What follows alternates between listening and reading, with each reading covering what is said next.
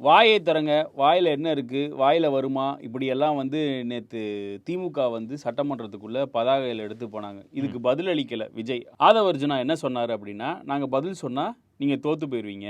ஏற்கனவே நாங்க 8 இடத்துல பிரச்சாரம் பண்ணி நீங்க வந்து தோத்து போயிட்டீங்க. சொல்லவா? அப்படின்ற மாரி பயமுறுத்துறாரு. அதுக்கு அது பதில் இல்லையே. கேட்ட கேள்விங்கிறது என்ன? தமிழ்நாட்டு மக்கள் கதறக்கூடிய சத்தம் கேட்கிறதா? இதுக்கு எப்ப பதில் சொல்ல போவீங்கன்னு கேட்டா, நாங்க பதில் சொன்னா நீங்க தோத்துருவீங்க அப்படின்னு அமைச்சர் சொல்றார். திமுக தோக்குறதுல அமைச்சருக்கு அப்படி என்ன சங்கடம்? திமுக தோக்கடிங்க. இன்னும் 107 சீட்டு தான் ஜெயிச்சிருக்கீங்க. 10 சீட்டு கிடைக்காம போற வரவன் சோபாலாம் கொடுத்து வாங்க வேண்டிய தேவையெல்லாம் உங்களுக்கு தான் ஏற்பட்டிருக்கு. இன்னும் கொஞ்சம் முக்கியம் இருந்தா எங்களுக்கு பல கஷ்டங்கள் தீர்ந்திருக்கும்னு முதலமைச்சரே வந்து திருச்சியில பேசினாரு. அப்ப அப்படி பேசி தோக்கடிக்க வேண்டியதானே? இப்ப ஒரு நாளைக்கு 12 கிரைம் நடக்குது. சென்னையிலே 2 நாள் முன்னாடி பார்த்த நியூஸ்ல. அது ஒவ்வொன்றுக்குமா வந்து சிஎம் பதில் சொல்லணும்? சொல்ல முடியாதுதான். ஒண்ணுக்காவது சொல்லலாம்ல. இது டாபிக்கே இது கிடையாது. அவருடைய கேள்வி என்னன்னா, கிரைமை பத்தி பேசினா சட்டம் ஒழுங்கு சந்தி சிரிக்குது, முதலமைச்சர் வாயை திறப்பாராங்கிறதான் கேள்வி. இந்த கேள்வியை விட்டுட்டு நீங்க உங்க கட்சி தோத்துருச்சு அப்படின்னு சொல்ல வர்றாரு. இதுக்கு பின்னாடி டாபிக்கை இழுத்துட்டு போகணும். இதுதான் அவங்களுடைய நோக்கமா இருக்கு. திமுக ஒத்துக்க வேண்டிய இடம் என்னன்னா, ஆமா திமுக தோத்துருச்சு, எதிர்கட்சி ஆயிடுச்சு. தாவேகா ஜெயிச்சிருச்சு, ஆளுங்கட்சி ஆயிடுச்சு. இப்ப ஆளுங்கட்சியா இருக்கக்கூடிய தாவேகா கிட்ட ஜனங்க கதறல் கேக்குதான்னு அபிஷியல் எதிர்கட்சியான திமுக கேக்குது. அதுக்கு என்ன பதில்? ஆமா தோத்துட்டோம், எத்தனை தாட்டி சொல்லணும் உனக்கு இதை அப்படின்னு சொல்லிட்டு மீண்டும் ஸ்கொயர் 1ல கொண்டு வந்து நிறுத்தி குடுமியை பிடிச்சி கேட்க வேண்டிய கேள்வி, மக்கள் கதற சத்தம் கேக்குதா? அதுக்கு எப்ப வாய் திறக்க போறீங்க? நீங்க வாய் திறந்தா திமுக தோத்துரும்னா இன்னும் கூட தோக்கட்டும், தோக்கடிங்க. அதுதானே உங்களுடைய அரசியல். கரண்ட் கட் இஷ்யூக்கு அக்கௌண்டபிலிட்டி எடுத்துக்கலாம். கிரைமுக்கு வந்து நீ எப்படி அக்கௌண்டபிலிட்டி எடுத்துப்ப? அது வந்து எப்பயுமே நடக்கிறது தானே. எவ்வளவு நீ சிங்கப்பெண் மாதிரி இந்த புத்தி வர்றதுக்கு நீங்க ஆட்சிக்கு வர வேண்டி இருக்கு. இதுக்கு முன்னாடி வந்து ஒரு மாசத்துக்கு முன்னாடி இந்த தேர்தலுக்கு முன்பு வரைக்கும் இந்த புத்தி எங்க டேஷ் திங்க போச்சான்னு தானே கேட்பாங்க. இல்ல இப்ப இவர் வந்து குற்றமே நடக்காதுன்னு சொன்னாரு. இப்போ என்ன ஆகுதுன்னா குற்றம் நடக்குது, நடவடிக்கை எடுக்கிறாங்க. பிரச்சனை அது இல்லைங்க. இதுவே எடப்பாடி பழனிசாமி ஆட்சிக்கு வந்திருந்தாருன்னா இத்தனை குரல்கள் எழுந்திருக்காது. நாட்டுல சட்டம் ஒழுங்குங்கிறது எப்படி பேணப்படும், இந்த மாதிரி தனி மனித குற்றங்களுக்கெல்லாம் அரசாங்கம் எப்படி பொறுப்பாக்க முடியும், அந்த அரசாங்கத்தை அக்கௌண்டபிலிட்டிக்கு கொண்டு வருவது, குற்றம் நடந்துச்சுன்னா அதுக்கு நடவடிக்கை எடுத்தாங்களா தள்ளி போட்டாங்களா அப்படிங்கிறத வச்சுதாங்கிறது காலகாலமாக இருந்த நடைமுறை. இந்த ஆள் கட்சி ஆரம்பிச்சதற்கு பிறகுதான் குற்றம்னு ஒன்னே நடக்கக்கூடாது, அதிகாரத்தில் இருப்பவர்கள் யோக்கியமாக ஆட்சி செய்தால் குற்றம்னு ஒன்னே நடக்கக்கூடாதுங்கிற ஒரு நேரேட்டிவை இவர் தான் உருவாக்குனார். அதுக்கு இவர் தன்னுடைய ரசிகைகளையும் குழந்தைகளையும் பயன்படுத்திக்கிட்டார். தமிழ்நாடு முழுக்க குற்றம் நடப்பதற்கு காரணமே ஆளுங்கட்சி தான் அப்படின்னு பரப்புரை செய்தார், வெற்றி பெற்றார். தான் ஆட்சிக்கு வந்த மறு நிமிஷத்திலிருந்து இது எல்லாமே நின்று போயிடும், அதுக்கெல்லாம் நான் திட்டம் வச்சிருக்கேன்னு சொன்னார். ஆட்சிக்கு வந்த உடனே சிங்கப்பெண் சிறப்பு திட்டம்னு ஒன்னு போட்டாப்ல. ஆட்சிக்கும் வந்துட்டீங்க, நீங்க சொன்ன அந்த திட்டத்தையும் போட்டுட்டீங்க, அதுக்கப்புறமும் கிரைம் நடக்குதுன்னா ஏன்டா நடக்குதுன்னு கேட்கத்தான் செய்வாங்க. நீ விதைத்த விதையெல்லாம் உன்னை அறுக்க காத்திருக்கும்னு வந்து நிக்குது. இப்ப கிரைமை வந்து அப்படியே ஒதுக்கி வச்சிருவோம். கரண்ட் இஷ்யூக்கு வருவோம். கரண்ட்னா பவருக்கு சொல்றேன். அந்த பவர் இஷ்யூ வந்து தட்டுப்பாடு இருக்கு. தாவேகா வந்து திமுகவோட கூட்டணியும் தான் வந்து களவாடுது, அதனாலதான் பவர் கட் வருதுன்றது. அதை பத்தி ஏன் திமுக வந்து பேச மாட்டேங்குது? அது தாவேகா சொல்லலையே, ரோட்ல போறவனை வச்சுதானே சொல்ல வைக்கிறாங்க. சோசியல் மீடியாவில் இருக்க ஒரு 10 பேர் பேசிட்டு இருக்கானுங்க. மின்சாரத்துறையுடைய செக்ரட்டரி என்ன சொல்றாரு? நாங்க எல்லாத்தையும் ஒத்துக்கிறோம், கரண்ட் கட்டு இருப்பது உண்மைதான், மின் பகிர்மானத்துல பிரச்சனை இல்ல, டிஸ்ட்ரிபியூஷன்ல தான் பிரச்சனை இருக்கு, இதையெல்லாம் கூடிய சீக்கிரம் சரி பண்ணிடும், இதைத்தானே சொல்லிட்டு இருக்காங்க. இதுக்கெல்லாம் காரணம் திமுகன்னு சொல்லியிருக்காங்களா? திமுகன்னு சொன்னா அடுத்த கேள்வி அவங்க முன்னாடி வரும்ல, திமுக செய்யுதுன்னா அதுக்கு தான் ஆர்எஸ் பாரதி கேள்வி கேட்டாரு, அப்ப உங்ககிட்ட இருக்க போலீஸ் புடுங்கிக்கிட்டா இருக்குன்னு. இந்த கேள்வி தானே கடைசியில் வந்து நிற்கும். மக்கள் மனசுல எக்கோ சேம்பர்ல நீங்க எல்லாம் இருக்கீங்க, உங்களுக்கு தெரியல. வெளியில போய் கேட்டீங்கன்னா ஃபியூஸ் கட்டையை புடுங்குறது திமுக தான், அதனால தான் கரண்ட் போகுதுன்றப்ப திமுக அதை எதிர்த்து கேள்வி கேட்கணும்ல. திமுக தானே புடுங்குது, அது எப்படி கேள்வி கேட்கும்? லாஜிக்கலே அதுதானப்பா. இப்ப திமுக இதுக்கு என்ன செய்யணும், நீங்களே ஒரு ஐடியா சொல்லுங்களேன். நான் வேணா எந்திரிச்சுக்கிறேன், நீ வேணா டைரக்ட் பண்ணு அப்படின்னு தான் திமுக தலைவரும் கிட்ட. இதுக்கு திமுக என்ன பதில் சொல்ல முடியும்? கோவிட் மாதிரி ஒரு கிரைசிஸ் சிச்சுவேஷன்ல விஜயபாஸ்கர் மாதிரியான ஆட்களையும் திமுக வந்து கூப்பிட்டு ஆலோசனை கேட்டு பண்ணுச்சு. இப்ப ஏன் வந்து திமுக வாலண்டியரா அதாவது சஜஷன் சொல்லாம அமைதியா இவங்க தப்பு பண்ணட்டும் வேடிக்கை பார்த்து? ஏன்னா பாதிக்கப்படுறது மக்கள் தானே. பாதிக்கப்படுறது மக்கள்ங்கிறனால இப்ப என்ன செய்யணும்? கரண்ட் கம்பத்து மேல திமுக காரங்க ஏறணுமா? எனக்கு புரியலையே. சரி, அடுத்ததா வந்து இந்த தூய்மை பணியாளர்கள் பிரச்சனையை வந்து பார்ப்போம். எனக்கு 2 கன்ஃபியூஷன் இருக்கு. ஏற்கனவே சென்னையில சில மண்டலங்கள் வந்து பிபிபி முறையில, அதாவது பப்ளிக் பிரைவேட் பார்ட்டிசிபேஷன்ல நடந்துட்டு இருந்தது. இப்ப புதுசா 2 மண்டலம் மட்டும் இதே மாதிரி கொண்டு வரப்பதான் ஒரு எதிர்ப்பு வந்துச்சு. இப்ப தாவேகா ஆட்சிக்கு வந்தோடனே ஈரோடு இந்த மாதிரியான கார்பரேஷன்ஸ்க்கு எல்லாம் இப்படி ஒன்னு இம்ப்ளிமெண்ட் பண்ணுன்ற வந்தப்ப இதுவரையும் எந்த எதிர்ப்பும் வரல. ம். இன்னொன்னு திரும்ப அப்போ ஒரு லாஜிக் சொன்னாரு, ம். தூய்மை பணியாளர்களை வந்து கவர்மெண்ட் எம்ப்ளாயா ஆக்கக்கூடாது, ம். பிரைவேட்டைஸ் பண்ணணும், அப்பனாதான் இந்த ஒரு சாதியை சார்ந்தவர்கள் வந்து செய்ய முடியாதுன்னாரு. கிங் மேக்கர் சொன்னதை தாவேகா அக்செப்ட் பண்ணிச்சுன்னு எடுத்துக்கலாமா? கரெக்ட் தானே, எனக்கு லாஜிக்கலி கரெக்ட் தான். அதாவது ஒரு காலம் இருந்துச்சு, எல்லா மாநகராட்சி அமைப்புகளும் நேரடி பணியாளர்களா தூய்மை பணியாளர்களை எடுத்து வச்சு மாதம் மாதம் சம்பளம் கொடுத்து அவங்கள வச்சு துப்புரவு பணிகள்ல ஈடுபட்டு இருந்தாங்க. அப்ப இருந்த தமிழ்நாட்டையும் நம்ம பார்த்திருக்கோம்.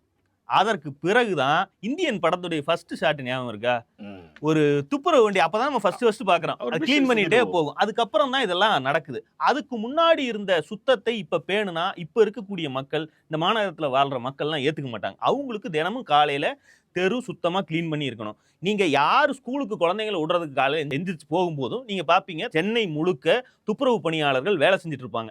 இந்த வேலை செய்வதை எப்படி உறுதிப்படுத்தினாங்கன்னா, இவங்க மாநகராட்சி கிட்ட வேலை செஞ்சுட்டு இருந்த வரைக்கும் இது நடக்கவே இல்லை. ஏன்னா அவங்களுக்குள்ள ஒரு சங்கம் இருக்கும், ஒத்திசைவு இருக்கும். அவங்கள கரெக்ட் டைமுக்கு டெய்லி வேலை செய்ய வைக்க, எல்லா அரசு ஊழியர்களும் எப்படி வேலை செய்ய வைக்கிறது கஷ்டமோ அதே மாதிரி இவர்களை வேலை செய்ய வைக்கிறதும் கஷ்டமா இருந்துச்சு. எப்ப இது மாறுச்சுன்னா, இவங்க அத்தனை பேருடைய குடுமையையும் ஒரு தனியார் நிறுவனத்துக்கிட்ட கொடுத்துட்டு, நீங்க வேலை செஞ்சாதான் சம்பளம், இந்த வேலையை இன்னைக்கு நீங்க முடிச்சே ஆகணும்னு ஒரு தனியார் போட்டு நெருக்கடி கொடுக்கும்போது தான் அந்த வேலை நடக்குது. இது மேலோட்டமா கேட்கறதுக்கு கொடுமைப்படுத்துற மாதிரி தெரிஞ்சாலும் பர்பஸ் சால்வ் ஆகிறதுக்கு தனியார் மயம் தான் உதவுச்சு.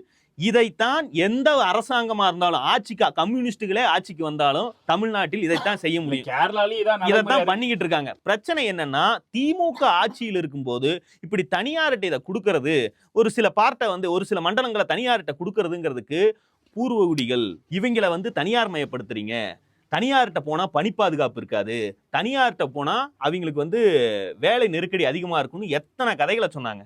இப்ப யாராவது அந்த தோழமை இயக்கங்கள் வாய் திறக்கிறதா? இப்ப அந்த கடைசி 2 பாயிண்ட் ரொம்ப முக்கியம். பணி பாதுகாப்புன்னு வந்து இன்னொன்னு ஓவர் எக்ஸ்பிளாய்டேஷன் பண்ணுவாங்கன்றது.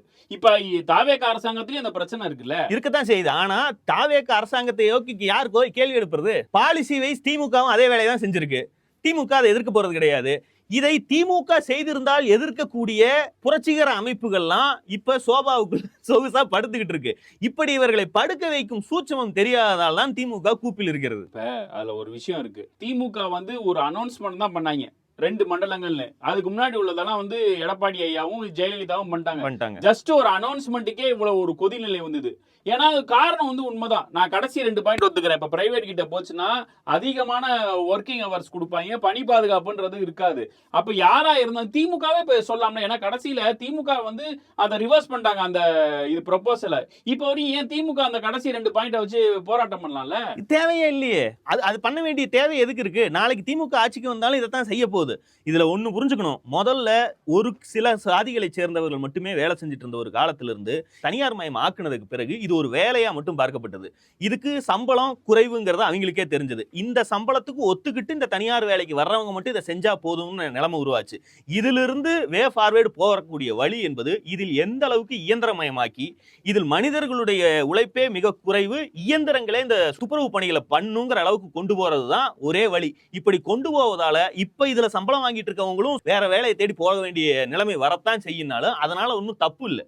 சமூகங்கிறது அப்படியே மாறிக்கிட்டே இருக்க வேண்டியதுதான். ஒருவேளை அப்படியே இன்னைக்கு நாளைக்கு காலையில வந்து விஜய் தமிழ்நாடு முழுக்க பிளெக்ஸ் பேனர்களை வைப்பதற்கு தடைன்னு அறிவிச்சுட்டாருன்னா, அவருடைய பிரதான ரசிகர் தான் எம்எல்ஏவாகவும் அவருடைய படங்களுக்கு பிளெக்ஸ் அடிக்கிறதுல மிகப்பெரிய தொழிலையும் பண்ணிட்டு இருக்காரு. அவர் நஷ்டப்படத்தான் செய்வார். அதுக்கெல்லாம் ஒன்றும் பண்ண முடியாது. நல்ல விஷயம் நடக்குதுன்னு விட்டு போக வேண்டியது. அப்ப நீ என்ன சொல்ல வரனா, தாவேகா கொண்டு வந்த இந்த தூய்மை பணியாளர் பிரைவேடைசேஷன்ல வந்து கொலாட்ரல் டேமேஜ் இருக்கும், அதை வந்து அக்செப்ட் பண்ணிக்கணும். ஆமா, இந்த கொலாட்ரல் டேமேஜ் பரந்தூர்லயும் அப்ளிகபிள் தானே? எக்ஸாக்ட்டா அதான் நடக்கும். அவங்க என்ன சொல்றாங்க, பரந்தூருக்கு பதிலாக பரந்தூரை நடக்க விட மாட்டோம், வேற ஒரு இடத்தை பார்ப்போங்கிறாங்க. தமிழ்நாட்டுல 1000 ஏக்கரா 5000 ஏக்கர் விவசாய நிலமே வராத, எந்த நீர்நிலையும் வராத ஒரு 5000 ஏக்கர் ஒரே ரேடியஸ்ல இருக்கக்கூடிய ஒரு இடத்தை கண்டுபிடிச்சிருங்க. தமிழ்நாட்டுல எந்த மூலையில வேணாலும் கண்டுபிடிங்க. அரியலூர்ல இருக்கு. அரியலூர்ல போய் சென்னைக்கான விமான நிலையத்தை அரியலூர்ல பண்ண முடியுமா? வெஸ்டர்ன் காட்ஸ்குள்ள போனோம்னா நடுக்காட்டுக்குள்ள கிடைக்கும். 5000 ஏக்கர் 10000 ஏக்கர் கூட கிடைக்கும். அங்க போய் வைக்க முடியுமா? உங்களுக்கு தேவை சென்னைக்கு விமான நிலையம். சென்னைக்கு பரந்தூரை விட அருகில் அல்லது பரந்தூர்ல இருந்து கொஞ்சம் தள்ளி தூரம் இன்னொரு 100 கிலோமீட்டர் அதிகம் போனாலும் பரவாயில்ல, நீங்க கண்டுபிடிங்களேன். எங்கேயுமே அப்படி ஒரு லேண்ட் கிடையாது. அப்படியானால் இந்த திட்டமே இழுத்து மூடப்படும். இல்லாட்டினா இன்னும் தூரமா ஏதாவது ஒரு இடத்துல செயல்படுத்தப்படும். அங்கேயும் இதே மாதிரி விவசாய நிலங்கள், நீர்நிலைகள் பாதிக்கப்படுறதெல்லாம் நடக்கத்தான் போகுது. என்ன ஒரே ஒரு வேறுபாடுனா, இதுல நடந்த அதே விஷயம்தான். இது திமுக ஆட்சியில் நடக்கும்போது இதே துப்புரவு பணியாளர்களை தனியார் மையத்துக்குள்ள கொண்டு போறாங்கன்னு கூவின எந்த குரல்களும் இப்போது எழவில்லை. இதே போல பரந்தூர் இன்னொரு இடத்துல வந்துச்சுனாலோ அல்லது பரந்தூருக்காக ஆக்கிரமிக்கப்பட்ட அதே நிலத்துல சிப்காட் மாதிரி ஒன்ன கொண்டு வந்தாலும் அதே நீர்நிலையும் விவசாயம் போகத்தான போகுது. அதுக்கும் யாருமே கூவ மாட்டார்கள். இவர்கள் ஏன் கூவாமல் இருக்கிறார்கள், திமுக ஆட்சியில் மட்டும் கூவுகிறார்கள்ங்கிற புரிதல் சொரணையுள்ள அரசியல் புரிதல் உள்ள மக்களுக்கு தான் வரணுமே தவிர இது எப்பவுமே இப்படிதான் நடந்துட்டு இருக்கும். ஜெயலலிதா ஆட்சி காலத்துல இப்படிதான் நடந்துட்டு இருந்துச்சு. HRNC-ல நேத்து ஒரு அனௌன்ஸ்மெண்ட் பண்ணிருக்காங்க.